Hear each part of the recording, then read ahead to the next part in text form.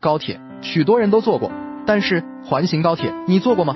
有没有想过乘坐高铁环海南岛旅游呢？事实上，这样的想法完全可以实现，因为在我国的海南岛上，确确实实存在一条高铁环形，使得游客可以乘坐高铁环海南岛旅游。真的假的？当然是真的了。不信，请看上图，上图你看到的极为著名的海南环岛高铁，看一看，沿着海南岛的外围高铁线路，正好绕一圈呈环形状。据悉，海南环岛高铁北起海口站，南至三亚站，环线全长653千米，共设有25座客货车站。不过，值得一提的是，这条高铁线路列车最高运营速度不是350千米每小时，而是250千米每小时。围绕这条高铁环线，下面我们展开来说说，方便你了解它。一、海南环岛高铁主要由2段组成。前面我们已经提到，海南环岛高铁是一条沿海南岛海岸线环形铺设的大型高铁环线。这条线路经过海南岛的许多地方，比如海口、儋州、三亚、琼海等等，单独客货运站就多达25座之多。看似很复杂，其实这条线路并非是一次性建成的，而是分段建设的。如果简单区分一下，海南环岛高铁其实可以分为2段，一段是东环段，一段是西环段。东环段是以前的海南东环高速铁路，这一段早在2010年的时候就已经开通运营了，而西环段是后来修建的，谓之海南西环快速铁路。我记得海南西环快速铁路是2015年的年底开通运营的，彼时西环段开通后与东环段连接，于是乎便有了现在的海南环岛高铁。海南环岛高铁就是这么形成的。2、来海南自由行，完全可以搭乘高铁。细心的你或许早已看出来了，海南环岛高铁其实就是沿着海南岛的海岸线修建的，沿途串起来许多旅游城市，比方说海口、三亚、文昌、琼海、万宁、陵水、杨浦、昌江、东方、乐东、芽城等等。所以如果你想来海南岛自由行，既可以租车自驾游，也可以搭乘海南环岛高铁环游海南岛。由于海南环岛高铁设站较多，所以沿着海岸线想去哪里真的很方便。而且坐在海南环岛高铁上，临窗而坐，极目远眺，远处的海景真的很美。欢迎您乘坐由海口东开往海口东的乘7464次列车，祝您旅途愉快。和国内乃至全球绝大部分高铁不同的是，海南的环岛高铁起点同样也是终点。这条全长只有653公里长的铁路，把海南12个市县串成了一条线，形成3小时经济生活圈。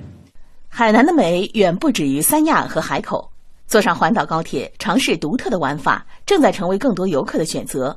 张先生就是其中之一。已经做好攻略了，坐高铁先到白马井，去儋州，后面再去文昌、三亚，基本上就是你算好时间，随时就是到高铁站，你买车票就可以出发，非常方便。时隔20年重游海南的吴女士，则计划从西到东来一次温泉之旅，到儋州，然后再到三亚，一路玩过去，又省时，又舒服，又看上这个美景，一路上。这个5一假期，海南铁路迎来了今年最大客流，日均发送旅客突破10万人次。如今，出门乘坐海南环岛高铁已经成为旅客的首选。截止目前，海南环岛高铁已经累计发送旅客突破了1亿人次。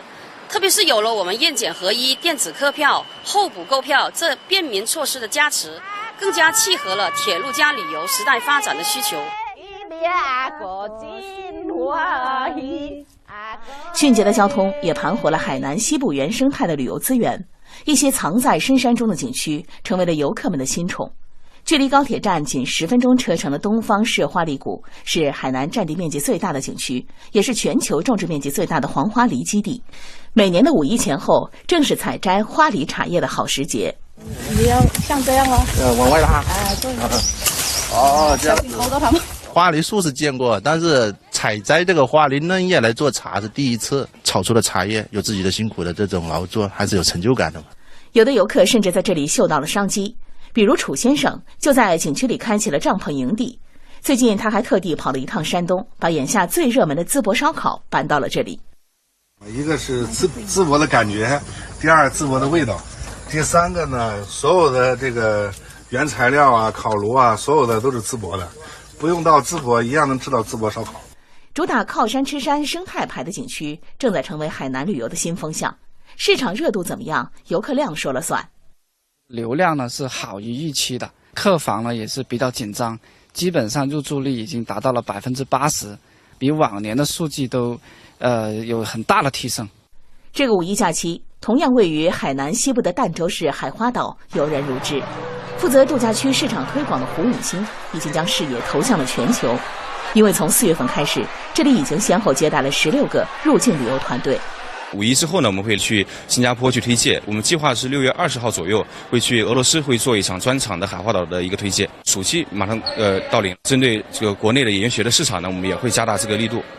今年1季度，海南旅游接待总人数和总收入双双涨超50%。